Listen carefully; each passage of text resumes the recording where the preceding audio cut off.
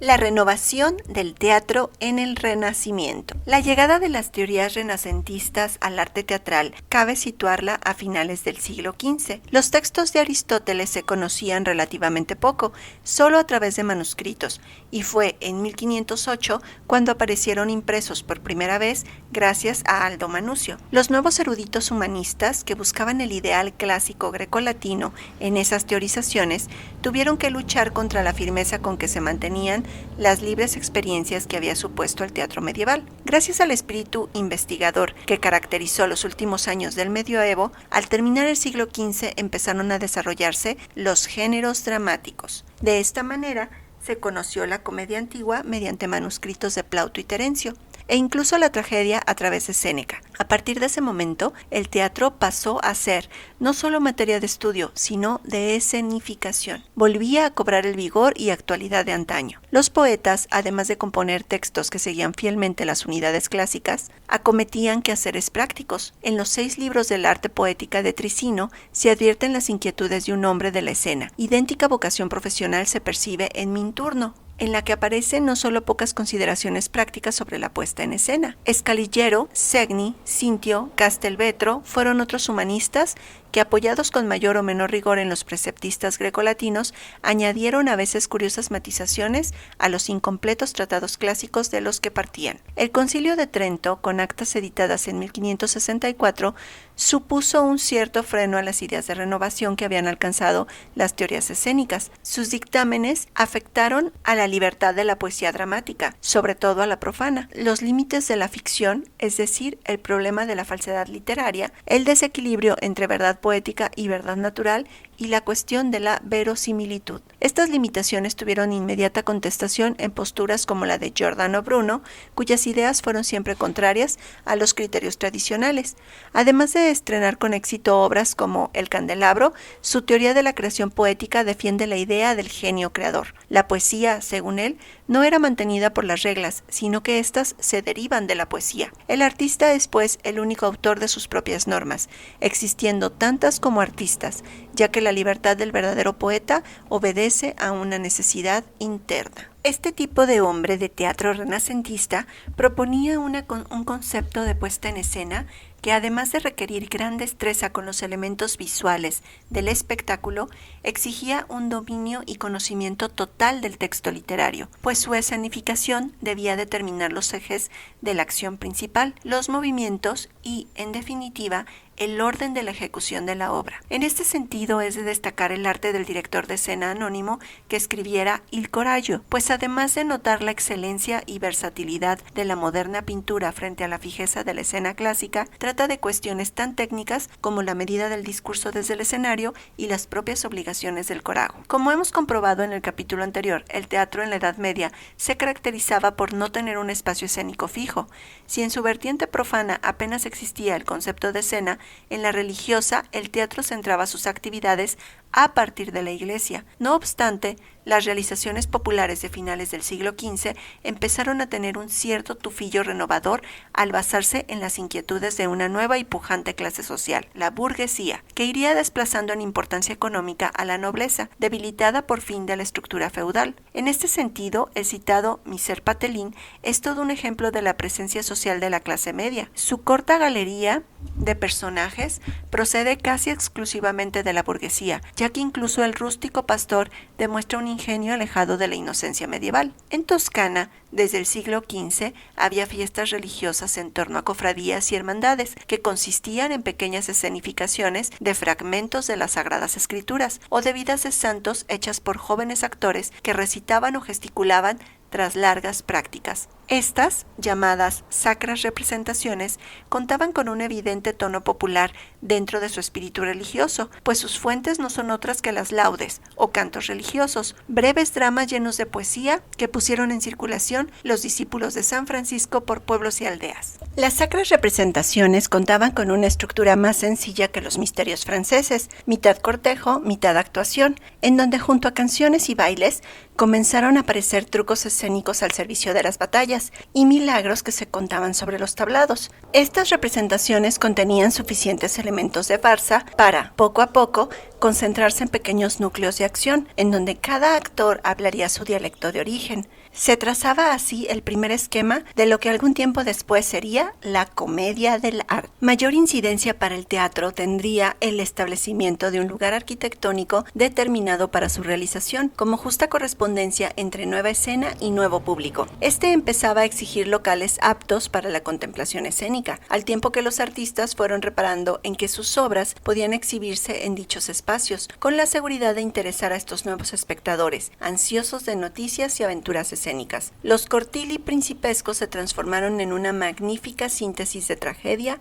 comedia y sátira, campo de experimentación de la perspectiva racional y de los avances de la ingeniería mecánica aplicada al hecho teatral. La nueva escenotecnia fue capaz de reproducir fuerzas y fenómenos naturales en aquellas salas cortesanas, paso previo hacia la configuración de los locales de finales del siglo XVI, en donde el teatro terminará su configuración como espectáculo. Los nuevos teatros. Sabemos que Alberti hizo para Nicolás V un teatrum en una sala del Vaticano en 1452, aunque los datos al respecto son muy escasos. En 1486 el duque de Ferrara mandó construir un local para representaciones, tomando como base el Tratado de Vitruvio. Este se había editado en latín en 1486, aunque se descubriera en 1414, y aportaba, además de curiosas observaciones sobre una perspectiva aún no inventada, el uso de artefactos escénicos como los periactois y la tipologización de las 3 escenas clásicas. Ariosto, en 1532,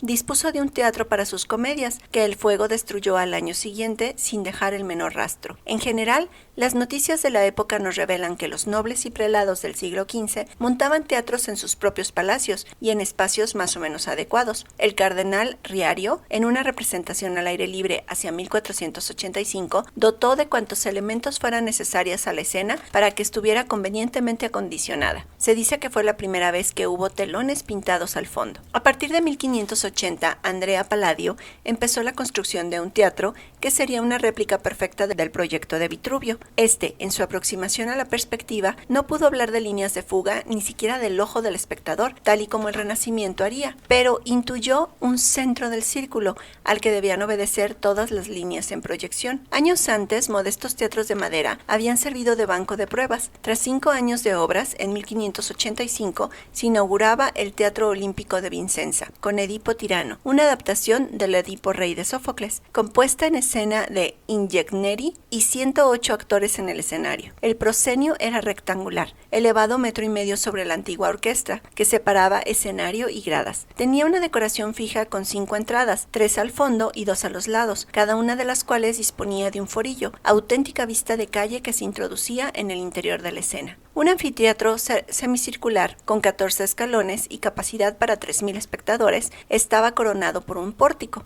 En definitiva, una especie de teatro de Pompeyo en pequeño. Scamozzi parece ser el inventor del escenario con única abertura llamada boca escena, cuando en 1580 y para el duque Vespasiano, Gonzaga de Mantua, construyó un pequeño teatro en Savioneta. Dado que el espacio era verdaderamente pequeño, solo para 250 personas, dejó a un lado las múltiples entradas y se centró en el único proscenio. El camino para la moderna escena estaba abierto pues al poco tiempo. En 1618 el príncipe de Parma mandó a Giambattista Aleotti edificar el Teatro Farnesio, con único y atrevido proscenio, que podía ocultar telones y maquinaria en su amplísimo escenario. El público se sentaba en un amplio graderío en herradura, como los teatros actuales, dejando lo que sería la antigua orquesta útil sin otro uso que la utilización a veces para escenas espectaculares, y se cuenta que alguna vez fue cubierto de agua para determinados menesteres. El espectáculo renacentista. La aparición de la perspectiva tuvo enorme influencia en el desarrollo de la escenografía renacentista, la cual, aun siendo fija, comenzaba a buscar efectos de tridimensionalidad.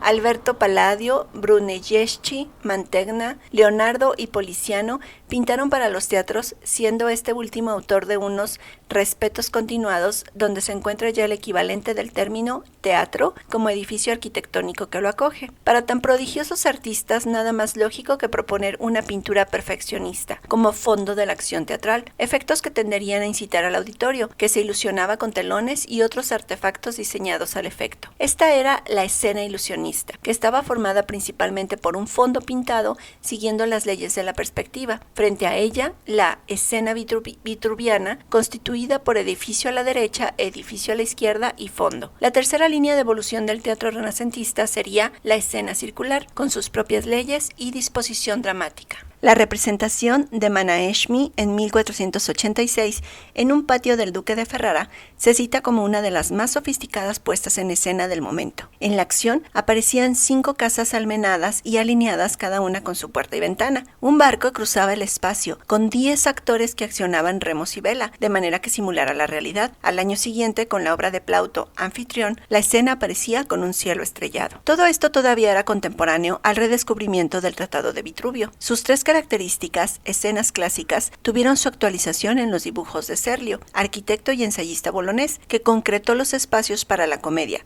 la tragedia y el drama pastoril, género muy en boga a principios del siglo XV. Asimismo, dio todo tipo de detalles sobre la construcción y pintura de los decorados. Fundamentalmente por las notas de Serlio, sabemos que el decorado renacentista combinaba la perspectiva con detalles corpóreos, esto es, realizados en 3 dimensiones. Aunque los foros o fondos del escenario eran planos, los laterales se doblaban en ángulo para crear efecto de profundidad. En estos laterales, el artista colocaba auténticas cornisas, líneas que acentuaban una perspectiva falsa que debía unir su punto de fuga en el centro del telón de fondo, abajo casi al nivel del escenario. Todo ello junto a una ligera pendiente del suelo, que ayudaba a forzar dicha perspectiva. La pintura en esa parte central y posterior del telón reforzaría el sentido ambiental, con sombras que confundieran esa idea de profundidad. También Serlio hace gala de conocimiento de la tramoya escénica, trucos como desplazar figuras mecánicas y planetas a través de hilos invisibles, efectos de tormentas, luces de colores, como el rojo, mediante el reflejo de una antorcha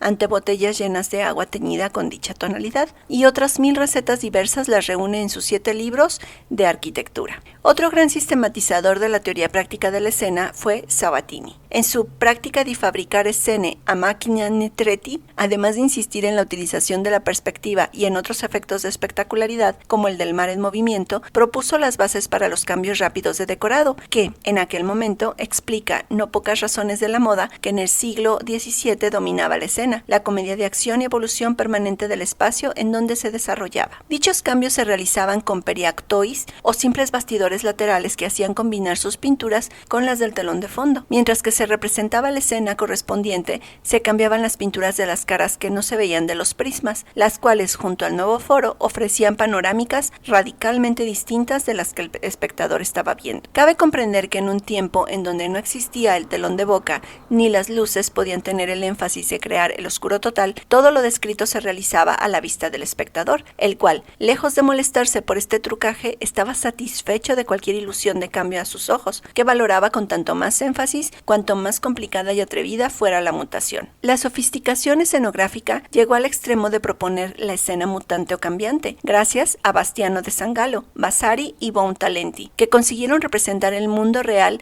transformado en ilusión por puro deseo artístico. Estamos en el campo de lo visual sensitivo. Tampoco podemos olvidar en estos aspectos de la expresión escénica el papel determinante del actor en el Renacimiento, mucho más integrado en el carácter profesional del espectáculo. Los intérpretes hicieron valer sus categorías sociales, agrupándose en gremios y conformando elencos cada vez más numerosos y de mayor prestigio. A partir de este momento se empezará a hablar de actores, de cabezas de compañía que, partiendo de Italia, recorrerán toda Europa con una nueva carga expresiva. Ellos sembraron la semilla de una moderna forma de vivir el teatro, aunque este modo de subsistencia no fuera siempre el ideal. A partir de este momento, los intérpretes empezaron a crear tipos en los escenarios, concretándose según sus aptitudes en papeles muy determinados. Renacimiento: arte minoritario o popular.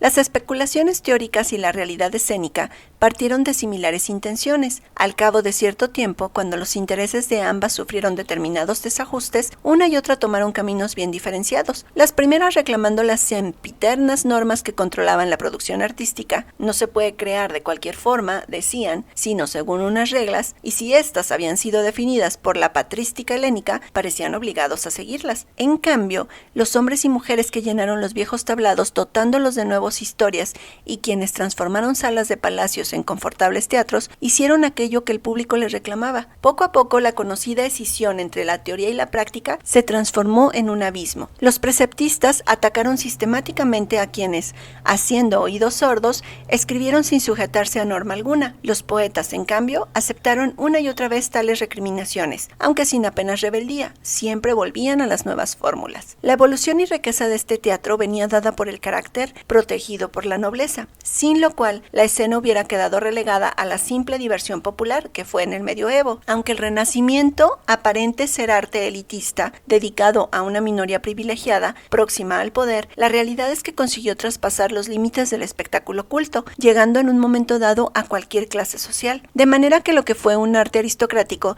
derivó en popular, aunque con toda la riqueza expresiva que tenía en sus orígenes. Todas las innovaciones que experimentaron los improvisados teatros cortesanos de los siglos XV y XVI fueron pasando a los locales públicos, que desde mediados del citado XVI surgieron en toda Europa. Nunca se podrá decir que partieron de cero. Gracias por haber llegado hasta el final del video. Si no te has suscrito, considera hacerlo porque estaré subiendo más información sobre teatro. Y no te pierdas el próximo capítulo sobre la comedia renacentista y la comedia del arte.